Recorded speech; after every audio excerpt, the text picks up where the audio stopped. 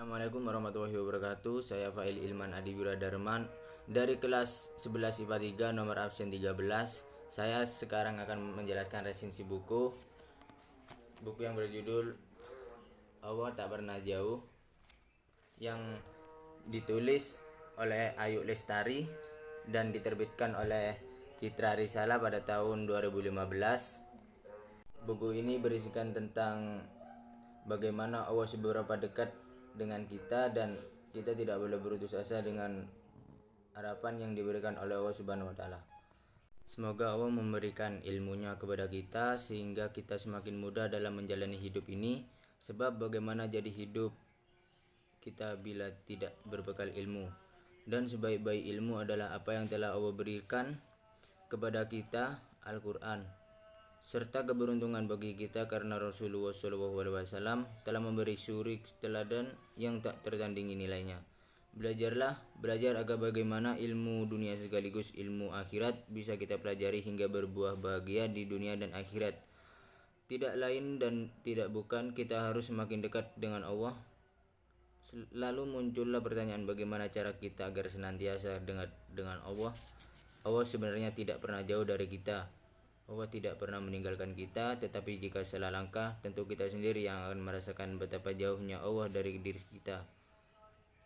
Sebab rasanya ketika banyak masalah yang menghimpit, tak ada lagi tempat pelarian, hidup terasa beban seperti tak ada lagi yang peduli dengan kita. Itu tidak benar. Allah selalu bersama kita. Bagian pertama buku ini kita akan mendapatkan kesadaran bagi tentang siapa diri kita. Allah adalah pencipta kita dan kita adalah hambanya. Tentu sang pencipta tidak akan melantarkan hamba-hambanya. Tenanglah, seharusnya hati kita meski akan banyak rasa terpaan, cobaan dan ujian hidup, sehingga kita tidak ragu-ragu lagi dalam menjalani hidup dengan sepenuh hati. Dengan begitu kita tidak akan pernah berputus asa dari rahmat Allah Subhanahu wa taala.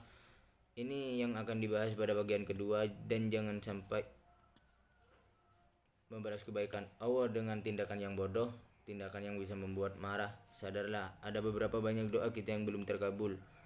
Bisa jadi karena kita belum membersihkan diri dari segala kotoran diri.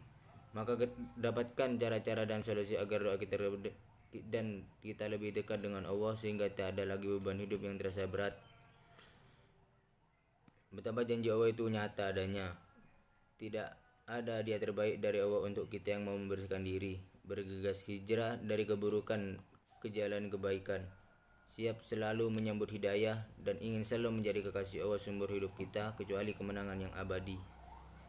Semoga dengan hadirnya buku ini menjadi pengingat bagi kita semua agar selalu tergerak dan bergegas untuk mendekatkan diri kepada Allah.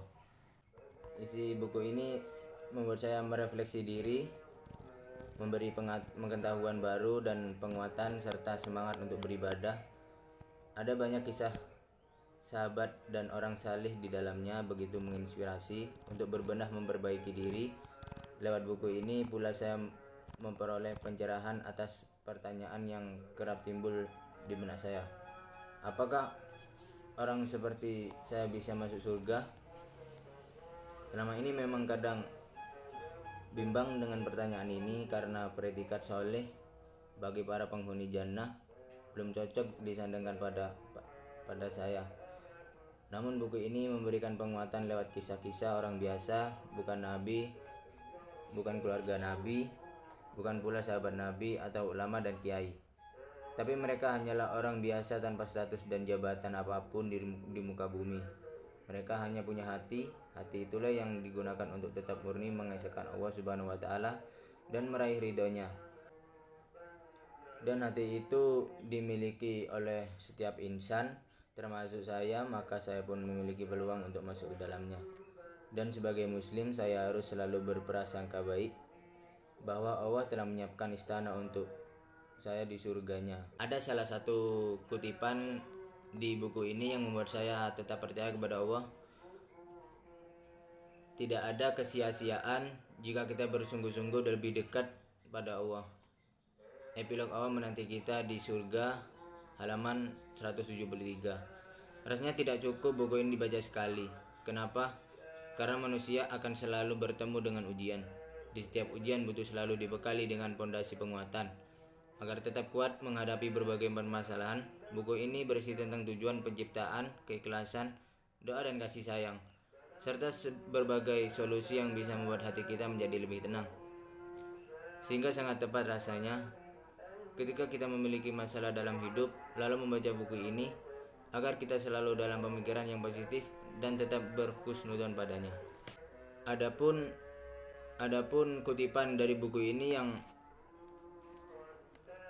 membuat saya jauh lebih baik, isinya ketika ingin berubah lebih baik lagi, lebih iman dan takwa lagi, berjuanglah dengan tetap semangat untuk meraihnya.